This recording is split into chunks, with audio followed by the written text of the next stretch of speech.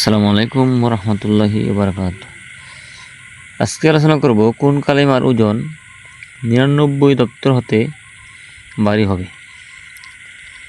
উত্তর হলো হাসরের দিন কালিমা শাহাদাতের ওজন 99 দপ্তরের ওজন হতেও ভারী হবে। এমনকি আসমান জমিন যাহা কিছু আছে সমস্ত কিছু যদি রাখা হয় তবু কালিমা শাহাদাতের ওজনই ভারী হবে। সুবহানাল্লাহ। তো কালিমা শাহাদাত দিয়ে আমরা কী করব, এটা হলো যে কালিমা শাহাদাত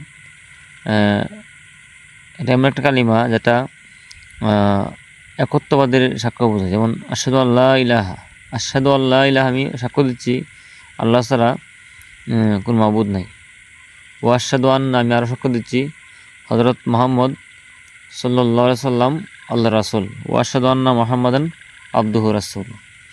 তো ফুল কালিমাটা হলো আশহাদু আল্লা ইলাহা ইল্লাল্লাহু ওয়াহদাহু লা শারীকা লাহু ওয়া আশহাদু আন্না মুহাম্মাদান আবদুহু রাসূলুহু। তো আশহাদু আল্লা ইলাহা ইল্লাল্লাহু ওয়াহদাহু লা শারীকা লাহু, আল্লাহ, আমি সাক্ষ্য দিচ্ছি আল্লাহ এক, তার কোনো শরীক নাই, তিনি এক, তার শরীক নাই। এবং ও আশহাদু আন্না, আমি আরও সাক্ষ্য দিচ্ছি মুহাম্মাদান আবদুহু রাসূল, মুহাম্মদ সাল্লাল্লাহু আলাইহি ওয়াসাল্লাম আল্লাহর রাসূল।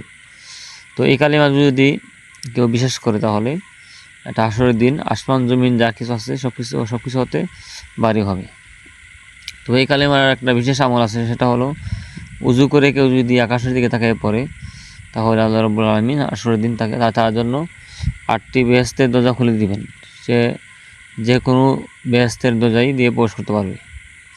এই জন্য আমরা প্রত্যেকে এই কালিমা শাহাদাত আমল করব এবং বিশ্বাস করব এবং এটা শিখে রাখবো, পাঠ করব।